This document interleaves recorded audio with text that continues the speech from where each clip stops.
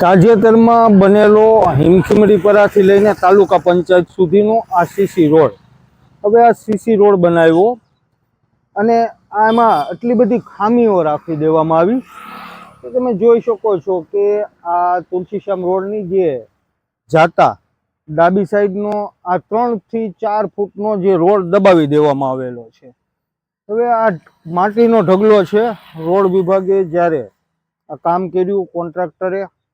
એને કામને મંજૂર પાસ કરી દીધું, બિલ બધા ચૂકવાઈ ગયા કોન્ટ્રાક્ટરને અને ઇજનેરે આ બિલ ચૂકવી દીધા। પરંતુ અત્યારે આમ જોઈએ ને તો જે રોડની ખરી હકીકત છે કે ભાઈ 30 ફૂટ પહોળો રોડ,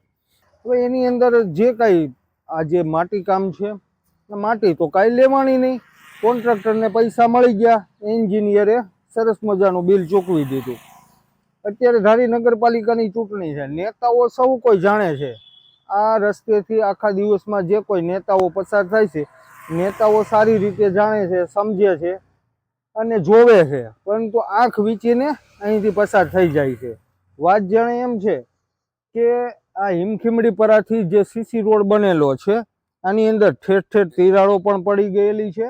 ભ્રષ્ટાચાર પણ આચરવામાં આવેલો છે અને કદાચ આવું આપણે તો એવું પણ કહી શકીએ કે જ્યારે આ રોડ ઉપર ડામર કામ પણ થવાનું છે ટૂંક સમયમાં, કારણ કે રોડ તો ખરી વાસ્તવિકતા તો રોડે જ બતાવી દીધી કે કેવું સરસ મજાનું કામ થયું છે। અને ખાસ કરીને એમ કહેવા બેસીએ તો ચોમાસામાં જ્યારે વરસાદ આવશે ને ત્યારે આ રોડની અહીંયા કેવી વાહન ચાલકોની અહીંના રહીશોની પરિસ્થિતિ છે કે પાણી, રોડના પાણી ઘરમાં ઘૂસી જવાના છે, ઘરના પાણી બહાર નહીં નીકળે પણ બહારના પાણી છે ઘરમાં ઘૂસી જવાના છે। રોડ એટલો ઉપર બનાવી દીધેલો છે